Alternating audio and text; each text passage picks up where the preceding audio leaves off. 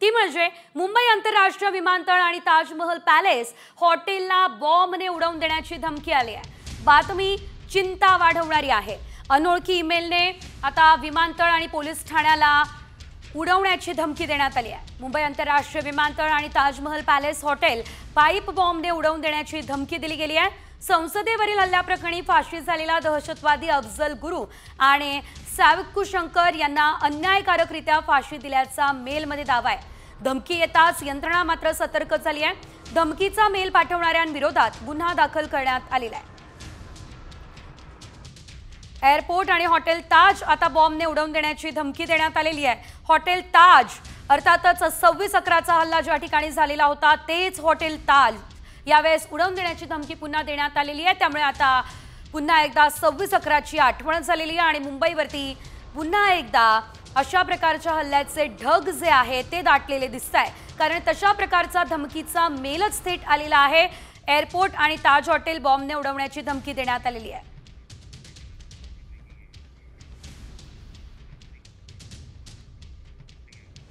आणि आता एक मोठी बातमी आहे, ती म्हणजे आयसिसच्या दहशतवाद्यांसंदर्भातली आहे। राष्ट्रीय तपास संस्थेने अर्थातच NIAनं आयसिस मॉड्यूल प्रकरणी अब्दुल्ला फैयाज शेख आणि तला लियाकत खानला अटक केली आहे। या दोन संशयित वॉन्टेड दहशतवाद्यांना अटक करण्यात आली आहे। या दोघांनाही इंडोनेशियामधून ताब्यात घेतलंय आणि नुकतंच त्यांना मुंबईला आणलेलं आहे। बघा, मोठी अपडेट आहे, मुंबईला सुद्धा आणण्यात आलेलं आहे।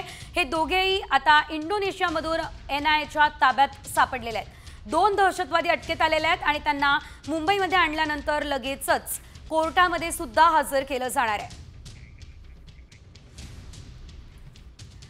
पाकिस्तानला भारतासोबत संबंध सुधारायचे असतील तर त्यांना त्यांची विश्वसनीयता सिद्ध करावी लागेल। पाकिस्ताननं काही दहशतवाद्यांचं प्रत्यार्पण करावं असा आग्रह भारत करू शकतो। बघा, बातमी मोठी आहे, यामध्ये मोठी नावं समोर येत आहे, जशी की हाफिज सईद, मसूद अझहर आणि दाऊद इब्राहिम यांना भारताच्या ताब्यात द्यावं ही मागणी लवकरच पाककडे भारत करणार आहे। हाफिज सईद हा 2008च्या मुंबई हल्ल्याचा सूत्रधार आहे। मसूद अझहर हा जैश ए मोहम्मदचा प्रमुख आहे। पुलवामा आणि इतर हल्ल्यांशी त्याचा संबंध आहे।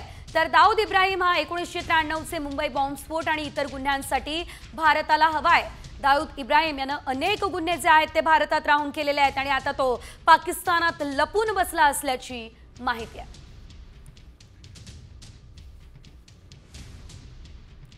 तर ऑपरेशन सिंदूरच्या यशाचे अनेक पुरावे भारतीय लष्करानं दिले, मात्र पाकिस्तानचा खोटारडेपणा अद्यापही सुरू आहे।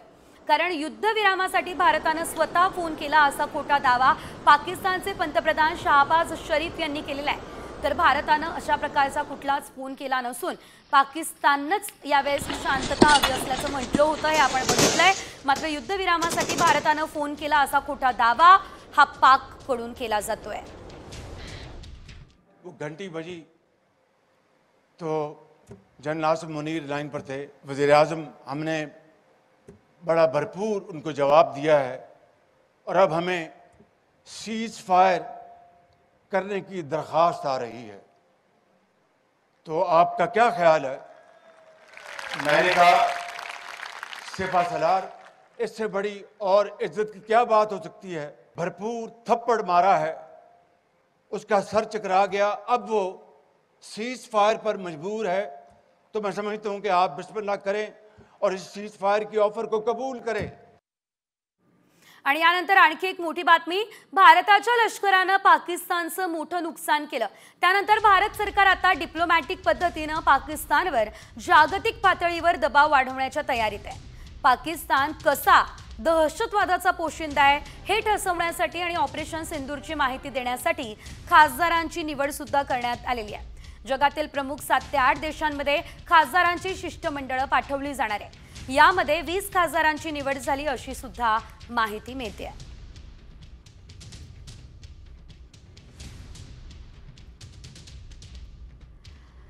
तर खासदारांच्या शिष्टमंडळामध्ये कोण कोण असेल? MIMचे असुद्दीन ओवैसी, काँग्रेसचे शशी थरूर आणि राष्ट्रवादी शरद पवार गटाच्या सुप्रिया सुळे या शिष्टमंडळामध्ये असणार आहेत।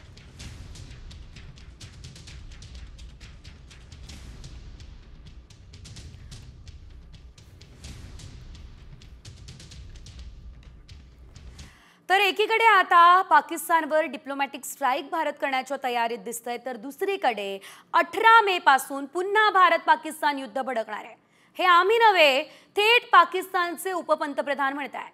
पुन्हा युद्ध का भडकणार, नेमक्या तडजोडी का फिसकटल्या, त्यावरचा हा रिपोर्ट. भारत पाकिस्तान युद्धबंदी ही 18 मे पर्यंतच. पाकच्या उपपंतप्रधानांचा दावा. पाकमध्ये नव्या युद्धबंदीबाबत संभ्रम. जो सीज फायर कर लें टेक्निकली बिटवीन द टू, वो 12 तक हुई, 12 को फिर बात हुई, फिर 14 थी, आज फिर हुई, अब 18 तक है. तो ऑब्वियसली अब वो चीज़ें हैं, ultimately it will go to the dialogue. हे आहेत पाकिस्तानचे उपपंतप्रधान इशाक दार. भारत पाकिस्तान युद्धबंदी ही फक्त 18 मे पर्यंतच आहे असा दावा त्यांनी पाकिस्तानच्या संसदेत केला. जो सीज फायर कर लें टेक्निकली बिटवीन द टू, वो 12 तक हुई, 12 को फिर बात हुई, फिर 14 थी, आज फिर हुई, अब 18 तक है. तो ऑब्वियसली अब वो चीज़ें हैं, ultimately it will go to the dialogue. अभी तो मिलिट्री टू मिलिट्री ये कम्युनिकेशंस हैं, तो obviously the political dialogue will take place. हल तो सारा मसाइल वहाँ होंगे. इशाक दार यांनी हा दावा नेमका कशाच्या आधारावर केला आहे असा प्रश्न निर्माण होतोय. एकीकडे दार हे पुन्हा एकदा लष्करी संघर्ष होणार असल्याचं म्हणतायत, तर दुसरीकडे पाकिस्तानचे पंतप्रधान शहबाज शरीफ यांनी मात्र भारतापुढे गुडघे टेकण्याची तयारी सुरू केली.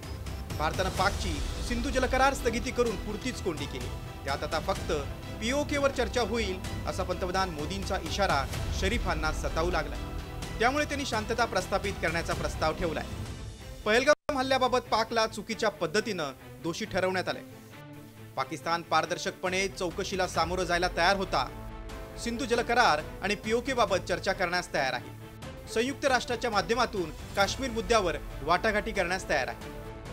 पाकिस्तानमध्ये सध्या युद्धबंदीबाबत संभ्रम आहे, कारण पंतप्रधान शांतता प्रस्ताव ठेवतायत, तर उपपंतप्रधान मात्र युद्धाच्या पोकळ वल्गना करतायत.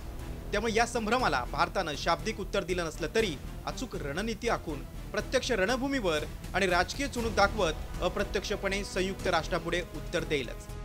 ब्युरो रिपोर्ट, साम टीव्ही न्यूज.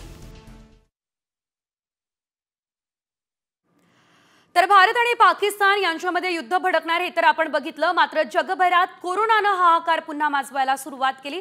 या संदर्भातली बातमी आपण बघूयात. जगभरात हाहाकार माजवणाऱ्या कोरोनाची पुन्हा एकदा एंट्री झाली आहे. आशियातील हाँगकाँग आणि सिंगापूर देशात कोरोनाचे नवीन रुग्ण जे आहेत ते समोर आले असल्याचं आपल्याला बघायला मिळत आहे.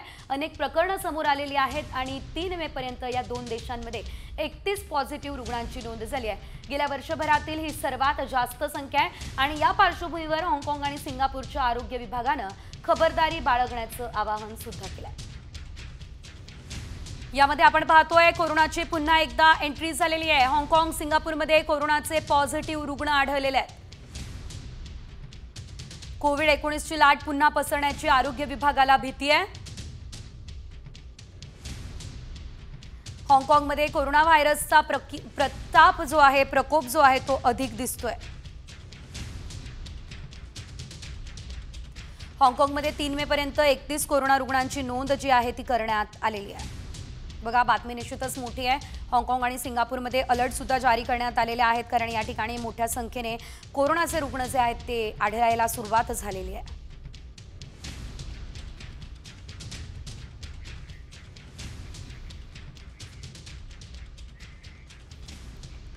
आणि आता तुम्ही जर हेअर ट्रान्सप्लांट करण्याचा विचार करताय तर जरा थांबा. ही बातमी आधी काळजीपूर्वक बघा, कारण हेअर ट्रान्सप्लांट हे करून 2 इंजिनियर्सचा मृत्यू झालाय. मयंक कटियार आणि विनीत दुबे अशी मृतांची नाव आहे. या प्रकरणी आरोपी डॉक्टर अनुष्का तिवारी विरोधात गुन्हा दाखल झालाय. तिच्या अटकेसाठी पथकही पाठवली आहे. डॉक्टर अनुष्का तिवारीनं कमी खर्चात हेअर ट्रान्सप्लांट करण्याचा दावा केलेला.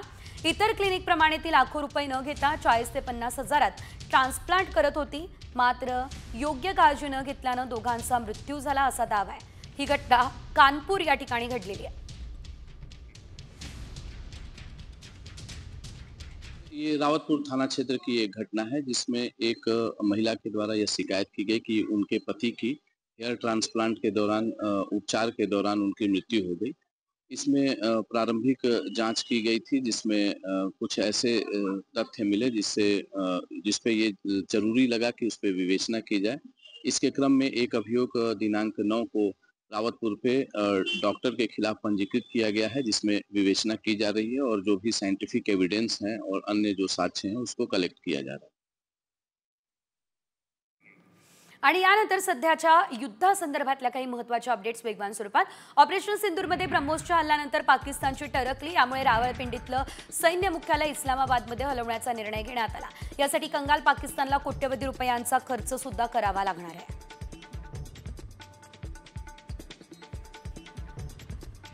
भारतीय सैन्याच्या शौर्याचा गौरव व्हावा, तसंच एक सामान्य भारतीय म्हणून आपल्या तिन्ही दलाच्या पाठीशी ठामपणे उभं राहावं, यासाठी परभणीमध्ये तिरंगा रॅलीचं आयोजन करण्यात आलं असल्याचं आपल्याला बघायला मिळतंय। या रॅलीला पालकमंत्री मेघना बोर्डीकर देखील उपस्थित राहिल्या। तुर्की आणि चीनच्या वस्तूंना शिवाय पर्यटनाला भारतीयांनी बायकॉट करावं असं आवाहन या दरम्यान करण्यात आलेलं आहे।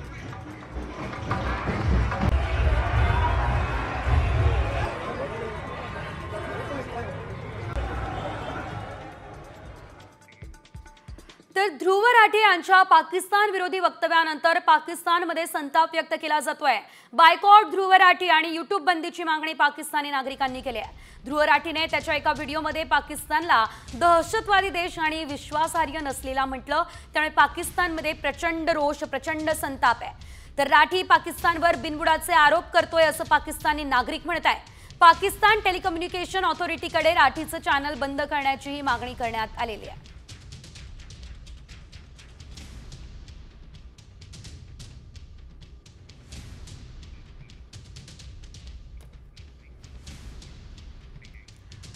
इंद्रायणी नदीच्या पूररेषेतील बेकायदेशीर बंगल्यांवरती आता कारवाई केली जाते, हतोडा चालवला जातोय।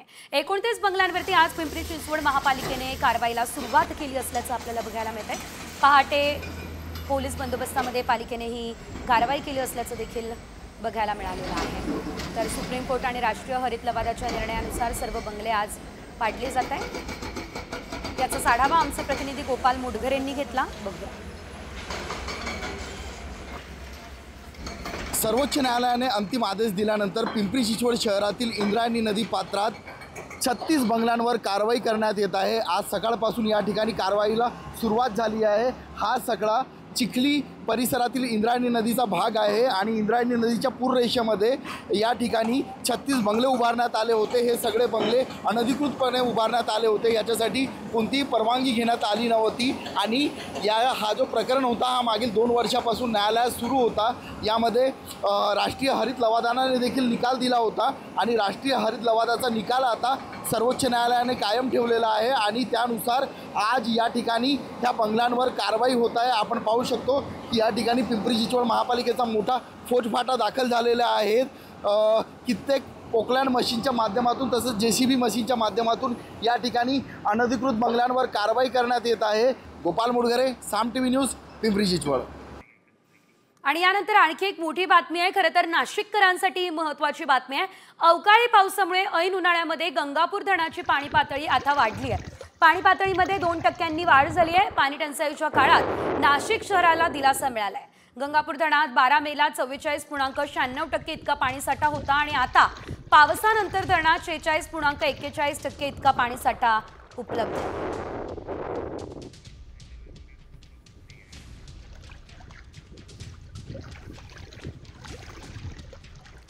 आणि आता पुढे घेऊयात बातम्यांचा वेगवान आढावा टॉप 50 मध्ये। आज राज्यात वादळी पावसाची शक्यता आहे, त्यामुळे आता राज्यात येलो अलर्ट देखील देण्यात आलेला आहे। विदर्भातील वर्धा, यवतमाळ, चंद्रपूर जिल्ह्यात वादळी वाऱ्यासह जोरदार पावसाची शक्यता आहे। ऑरेंज अलर्ट त्या संदर्भात दिलेला आहे। पावसाच्या हजेरीने तापमानामध्ये चढ उतार सुरू आहे।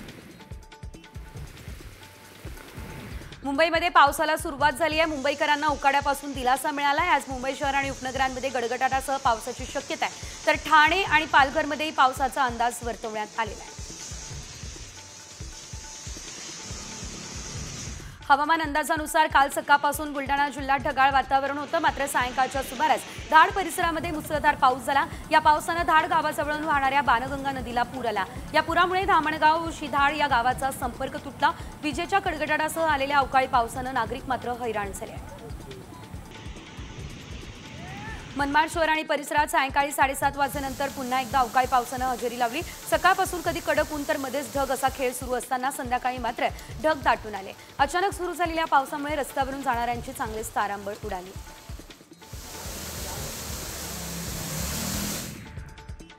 तिकडे जुन्नर तालुक्यातील उंब्रज काळवाडी शिवरे या परिसरामध्ये आता मुसळधार पाऊस झालाय। रस्ते पूल पाण्याखाली गेले, नागरिकांचा पाण्यातून धोकादायक प्रवास या ठिकाणी सुरू आहे। दुसरीकडे शेती पाण्याखाली गेली आहे, उन्हाळी पिकांचंही मोठ्या प्रमाणात नुकसान झालंय।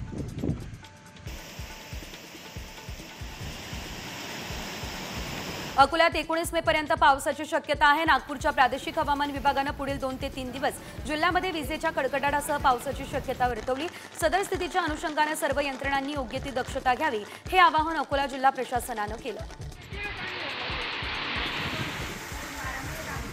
अकोला जिल्ह्यात वादळी वारा आणि अवकाळी पावसामुळे शेतीचं मोठं नुकसान झालंय। विजांच्या कडकडाटासह जोरदार पाऊस झाला। मका, ज्वारी आणि केळी पिकांना फटका बसला। शेतकऱ्यांसह नागरिकांनी काळजी घेण्याचं आवाहन केलं जातंय।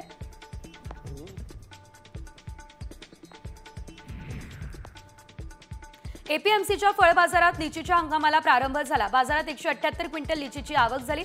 सध्या दररोज 2 ते 3 गाड्यांमधून हे फळ दाखल होत आहे। लिचीला प्रति किलो 200 ते 300 रुपये असा दर मिळतोय, ही माहिती व्यापाऱ्यांनी दिली आहे। आवक वाढल्यानं दर कमी होण्याची देखील शक्यता व्यक्त केली जाते। तुर्कस्तानातून येणाऱ्या सफरचंदांवर बंदी घातली आहे। काश्मीरची सफरचंद मोठ्या प्रमाणात बाजारात दिसत आहे, तर भारताविरुद्धच्या लढाईमध्ये तुर्कांनी पाकिस्तानला मदत केल्यानं भारतीयांनी तुर्कीवरती बहिष्कार घातलाय। त्यामुळे आता काश्मीरी सफरचंदांना भाव चांगलाच वाढलाय।